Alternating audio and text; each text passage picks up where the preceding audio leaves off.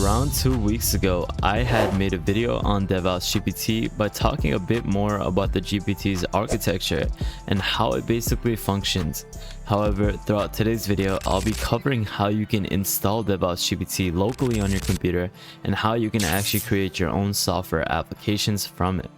Now, for the viewers who do not know what Devos GPT is, well, it is a self-AI driven software development solution. You're basically able to create high-quality softwares autonomously with AI agents that combines large language models with DevOps tools to convert the natural language requirements into a working software. Now, this is a new innovative GPT model and a new approach that greatly improves how you develop efficient and effective high quality as well as cost reduced softwares with AI. Now, just take a look at this next clip where someone had actually developed the software of a game from 0 lines of code under 2 minutes. Now bear in mind, this is actually in a different language at this current moment. The application is in English, but this video is in Chinese. But we can see at the start they entered the requirements to develop a snake game, and from the prompt that they gave it, the AI will then guide you to clarify the requirements. So then it asks for different things that the AI will need from you to create the requirements of the game. So in this case, they're going to input what the parameters are, how the game should look, and etc, etc. It basically showcases what the true functionalities of the game will be, and it'll then develop the game under 2 minutes. And we can see at the end it creates this snake-like game where you have to chase the points, and if you go outside of the boundaries you lose. And it's easy as that. Obviously this is just a game, but if you can do something like this, you can do so much more, such as creating a template for a website, or basically creating type forms for different data entries, and a lot more, guys. And this is something that we're going to be covering throughout today's video, and how you can actually download it locally on your computer. So with that thought, guys, stay tuned throughout the video and let's get right to it.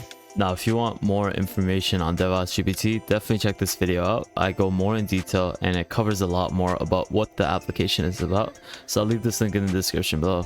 Now, if you guys haven't followed World of AI on Twitter, definitely do so you can stay up to date with the latest AI trends. And lastly, make sure you subscribe, turn notification bell, and like this video, and check out our previous videos so that you can stay up to date with the latest AI trends. So with that thought, guys, thank you guys so much for watching, but let's get right into the video.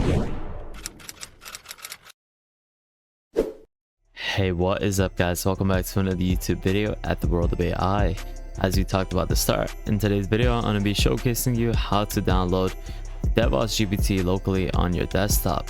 Now, before we actually get into everything, I'll leave all the links in the description below so you're able to access it fairly easily. Now, you will need a couple of things before you start installing. Firstly, you'll need Git, which is an application that will help you clone the repository. Secondly, you'll need Visual Studio Code, which is going to be used to edit and enter your OpenAI API key. Lastly, you'll need Python as your code editor to basically have it functional. So once you have these 3 things ready, let's get right into the video. So to begin with the installation, go onto the GitHub repository of Devos GPT. Click on this green button, copy this link. Now once you have this copied, open up your command prompt and type in git clone and paste the link. Now click enter. Once that is done, it'll start cloning the repository onto your computer. Now what you want to do next is have this over here on the side, but you want to open up Visual Studio Code. Now open the file of Devos GPT. So what you want to do is just have a new window, have the folder open up by finding the folder of where you cloned it, have Devos GPT open. Now once you are here, you'll see a m.yaml.tpl file. So what you need to do over here is, this is where you're going to actually input your API key.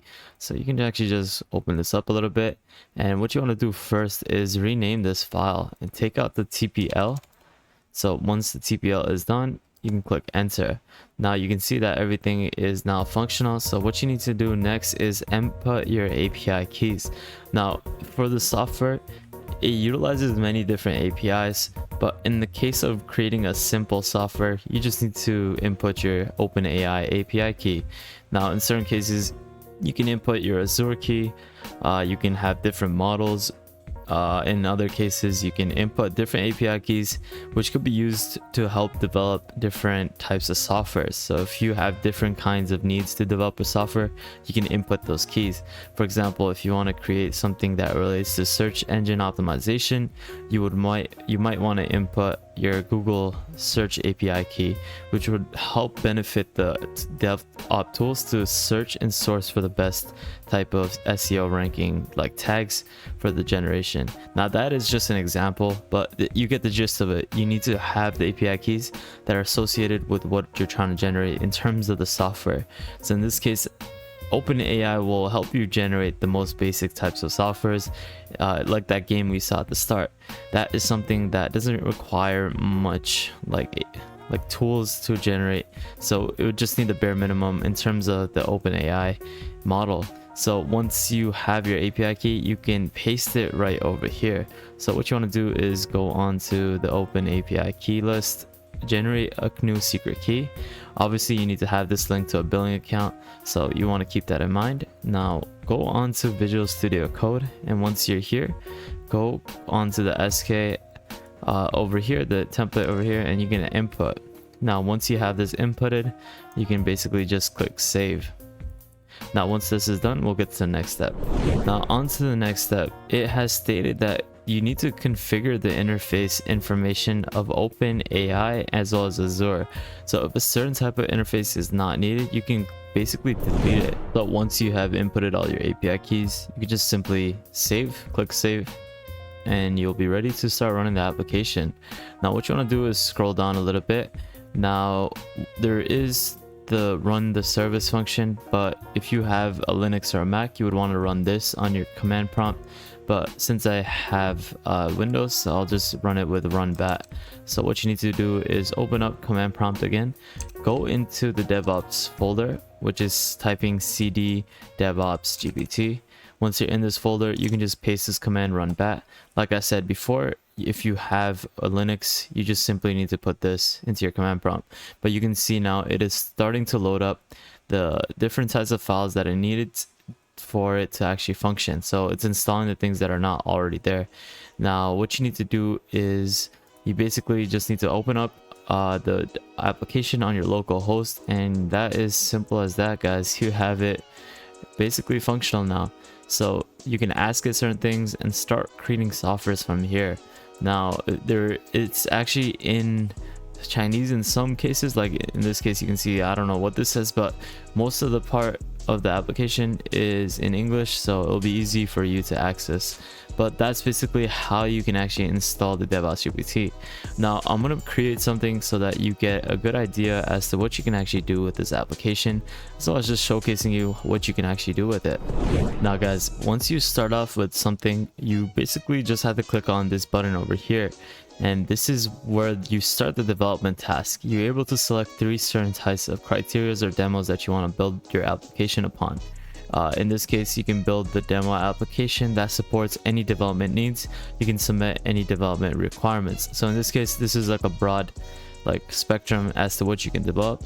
In this case, this is another type of template that it's a Python plus HTML front end and back end separation application. So if you want to work on something like this, you can click on this.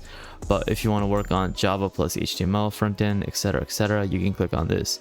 Now at this current moment, there's only 3 presets. Now you can search up any other thing, like for example Java, it would pop up, but at this current moment there's only 3 at the current moment, and you can just start off with the basic one. So I need the requirements of a demo application that supports any needs, so it starts off with this, and then you can just input a requirement that details what you want it to create. So in this case, I'm gonna ask it, create me a simple snakes and ladder game, and I'm gonna click submit, and now it will start thinking on what it needs to do to actually create this task. So now it will specify the requirements that it will need to create this task. So it asks certain questions and you need to answer best to create this example of this game. So in this case, it asks the question, do you have any specific requirements of the design of the snakes and ladder games to ensure the design meets the user expectation? So in this case, it already answers it, but if you want to tweak it for a different type of appeal, you can definitely do so. So if you want like an orange background or something, in this case, you can answer it with that answer. Now, in certain cases, it asks you, should the game be playable by multiple players or single player? And you can just specify different requirements that it asks for. And once you're done, you can just click submit. And then once the answers have been answered, it starts working towards creating the requirements. And then you can obviously just click submit. And now it will start thinking to create the software based off the detailed description that we gave it from the input, as well as the different questions and answers that it worked towards answering. Now, it's going to take a couple seconds, but once this is done, I'll be right back.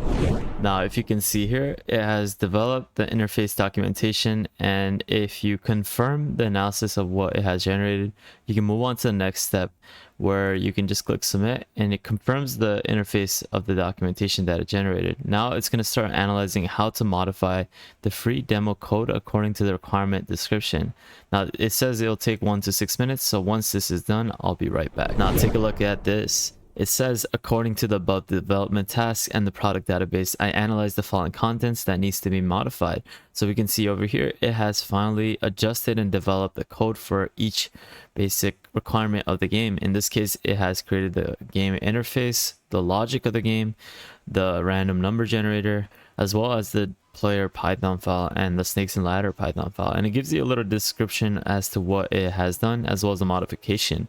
Now, one cool feature is that you can also self-check it yourself, the code, if you want to input your own code or implement certain things for the actual application. This is the initial code in which is approving it. You can adjust the code to whatever you want. You can restart it to generate again with a new type of description. You can review the code, which is really neat. And if you are good with everything, you can basically just submit the code to a GitHub repository. Now, in addition to all of this, you're able to see that the DevOps is also focusing on reviewing and scanning different components of the code. It also tests other work of the code so that it is able to add on as well as tweak certain things that you want it to do. Now, in this case, you can basically now develop and submit the code onto a GitHub repository, and this is something I didn't really cover, as this is for your own preference. You can connect it to your own host or your own GitHub repository so that it can upload whatever has been done over here onto your GitHub. Now, it's fairly easy. You just need to input your username, email, get token, as well as where your actual repository will be cloned towards. Now guys, take a look at this game that I was actually able to create with this. Now I deployed it. It utilized some code from online, as it used GPT models to source through the code online to find the requirements for the game. Now this was able to create such a basic game of snakes and ladders fairly easily. Now you can play with the computer. And that basically concludes today's video, guys. I hope you enjoyed today's video on how to actually install DevOps GPT fairly easily, as well as utilizing it to create certain things. Now, I know today's example of creating software of a game is kind of simple, but you can do so much more with this. So definitely play around with this and check this out with the links in the description below. So I hope you enjoyed today's video, guys, and you got some sort of knowledge out of it. I highly recommend that you check out the DevOps GPT that I made previously, as you can get more information as to what the actual architecture is about, and I go even more in depth by showcasing some other examples. So if you want to check this out, I highly recommend that you do so with the link in the description below. Now, if you guys want to access the latest AI trends and news, definitely follow World of AI on Twitter. And lastly, make sure you subscribe, turn on notification bell, and like this video so that you can stay up to date with the latest AI news in terms of videos. So with that thought, guys, thank you guys so much for watching. Have an amazing day, and I'll see you guys fairly shortly. Peace out, fellas.